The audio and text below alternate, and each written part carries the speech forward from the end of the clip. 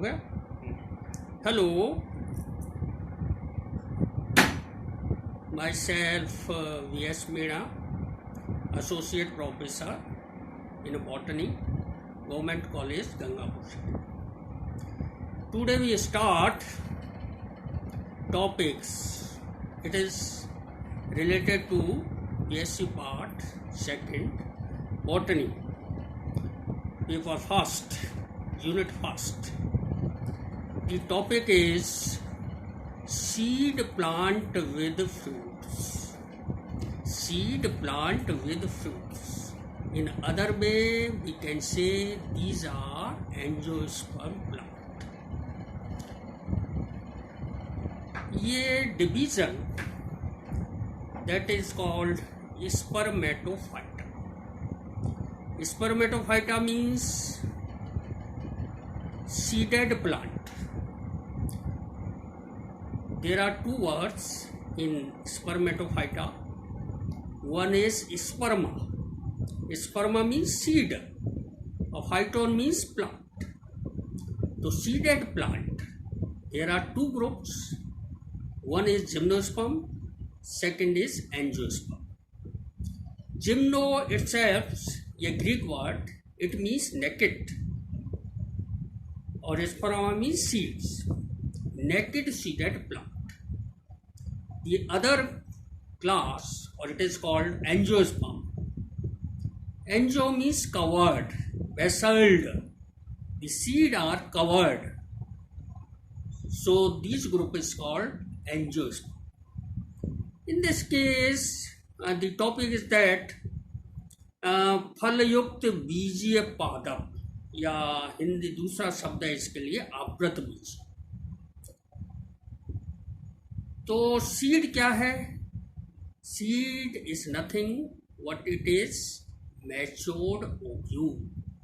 परिपक्व बीजांड को बीज कहते हैं. क्लियर?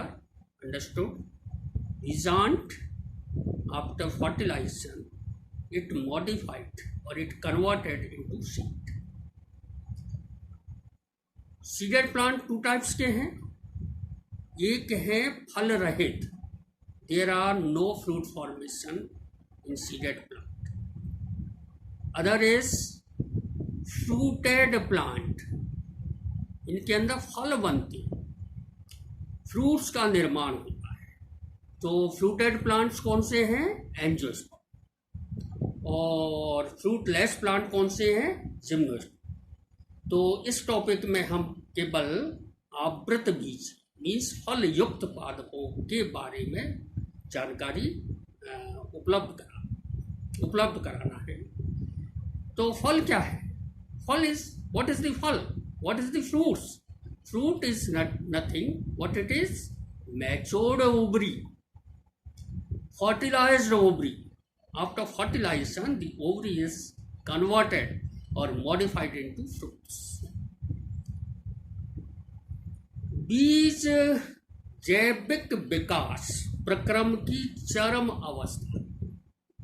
बीज का निर्माण, जो जैविक विकास हुआ है सदियों से, उसका जो सबसे उच्च कोटि की जो कृति है उसका नाम है बीज. बीज, इनकी बीजीय पादपों में किसका निर्माण होता है? बीजीय पादपों में एक नई संरचना बन जाए और उस संरचना का नाम है अंडाशय और ओवरी. तो उसको हम कहेंगे फल. ओवरी क्या है? ये एक गुरु बीजाणुफरण है, megasporophyll. The megasporophyll is convert into carpels. अगर ये मेगास्पोरोफिल कार्पल में बदल जाए और एक कार्पल या अनेक कार्पल मिलकर के क्या बनाते हैं? अंडाशय बनाते हैं, ओवरी का निर्माण. तो उसको आगे पढ़ेंगे और उसको अपन कहते हैं बीजांड विन्यास. बीजांड विन्यास, arrangement of the seed on ovary wall, वो अदर चीज़ है। तो कहने का मतलब ये है कि जो मेगास्पोरोफिल होती है, मेगास्पोरोफिल से अंडकों का निर्माण कैसे होता है। और अंडक एक संरचना है जिसके अंदर बीज इनक्लोज्ड रहती है, एक आवरण में आवरित रहती है। उस आवरण को अपन दूसरी भाषा में कहते हैं पेरिकार्प और फलभित्ति और ओवरी भाग। तो मेगास्पोरोफिल से अंडक का निर्माण या कार्पल के निर्माण के संबंध में दो सिद्धांत, बेसिकली दो सिद्धांत प्रचलित हैं कि भाई जो गुरु बीजाणु फारण है वो अंडाशय में कैसे रूपांतरित हुआ, इसके संदर्भ में दो सिद्धांत प्रचलित हैं। तो एक जो प्रथम सिद्धांत है उस सिद्धांत का नाम है classical theory. Classical theory means ये बेसिक हाइपोथेसिस है जिसका प्रतिपादन किया था कुमारी सैंडर्स ने 1937 के। सैंडर्स के अनुसार किस तरह से मेगास्पोरोफिल से अंडाशय का निर्माण होता है या कार्पल का निर्माण होता है, तो उसने बताया था कि जो अंडक का विकास है वो कैसा है, इनरोल्ड लीव। इनरोल्ड मीन्स मोड़ देना। यहाँ पर जो लीव्स का मतलब मेगास्पोरोफिल है ना, लीव्स माने फरण मीन्स मेगास्पोरोफिल। सपोज जो लीव्स होती हैं वो कैसी होती है, फ्लैंटेड है, फ्लैंटेड लीव्स होती है, सपाट होती है। अगर उस लीव्स को मोड़ दिया जाए ना इस तरह से, जैसे suppose this is the leaves, then it is folded inward. अगर तो देन इट कन्वर्ट इनटू, किस में बदल जाएगी, इट चेंज इनटू कार्पल में। और इसकी जो किनारे होते हैं, मार्जिन्स होते हैं, उन पर क्या लगी रहती है, बीजांड लगे रहते हैं। तो बीजांड मोड़ने से दे आर कवर्ड, इनक्लोज्ड, और इट फॉर्म कार्पल्स। इस तरह से कार्पल्स का निर्माण। कहने का मतलब है लीव्स है, एक सपाट पत्ती है, उसके किनारों पर, सीमांत पर बीजांड लगे हैं, 3 बीजांड लगे हैं जिनके अंदर 3 वेस्कुलर बंडल हैं, संबंध पूल है। उस लीव्स को अगर आप इनरोल्ड कर दें, फोल्ड कर दें, then this leaves is change into, किस में चेंज होगी, कार्पल्स के अंदर। तो ये बेसिक थ्योरी प्रपोज की थी सैंडर्स। इसी दौरान एक दूसरा सिद्धांत प्रतिपादित किया था, कॉनडुप्लीकेट कॉन्सेप्ट, और इसका प्रतिपादन किया था बेली तथा स्वामी 1951। तो इस जो हाइपोथेसिस प्रपोज की है इसके अनुसार अंडकों का निर्माण कैसे हुआ, तो इस सिद्धांत के अनुसार अंडकों का विकास एक कॉनडुप्लीकेट लेमिना से हुआ जो छोटे व्रंत पर स्थित था तथा जिसकी सतही या पृष्ठीय भाग पर अनेक बीजांड लगे थे। ये एक सिद्धांत दिया था, कॉन्डुप्लीकेट लेमिना, जो कि किससे जुड़ा हुआ था, व्रंत से जुड़ा, और उसकी सुपरफिशियल सरफेस या डोर्सल सरफेस पर अनेक बीजांड थे। तो कहने का मतलब है जैसे सपोज एक स्ट्रेट धागा है, अगर इस धागे को लूप में बदल दिया जाए, लूप मीन्स गांठ लगा दी जाए, तो ये एक चैम्बर बनता है अंदर।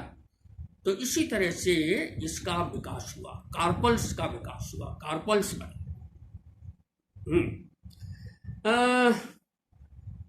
ऐसी धारणा थी कि पूर्व में जो कार्पल थे वो एक दूसरे से स्वतंत्र थे, अन्यथा एक दूसरे से धीरे से सटे हुए थे, ढीले से सटे हुए थे, अप्रेस थे एक दूसरे से। Means this condition is called apocarpus in taxonomical language. There are two types of carpus. One is apocarpus, युक्तांडपी, और सेकंड जो टर्म आती है सिनकार्पस, युक्तांडपी। तो युक्तांडपी जो कंडीशन है वो प्रिमिटिव लक्षण है टैक्सोनॉमी के अनुसार। तो पूर्व में जो कार्पल्स बने वो स्वतंत्र थे, एक दूसरे से जुड़े हुए नहीं थे। तो इसके बाद जो सबसे जो आदिम आवृत बीजी मानते हैं उसका नाम है ड्राइमिस, जो vessels less, there are no vessels, वाहिकाएं अनुपस्थित होगी। ड्राइमिस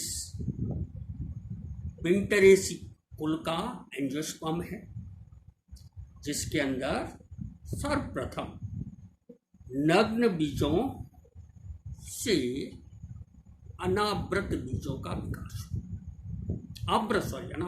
आवृत बीजों का विकास हो। इट मीन्स जो बीज थे पूर्व में इन केस ऑफ जिम्नोस्पर्म कैसे थे? नग्न, they are not covered, not enclosed bye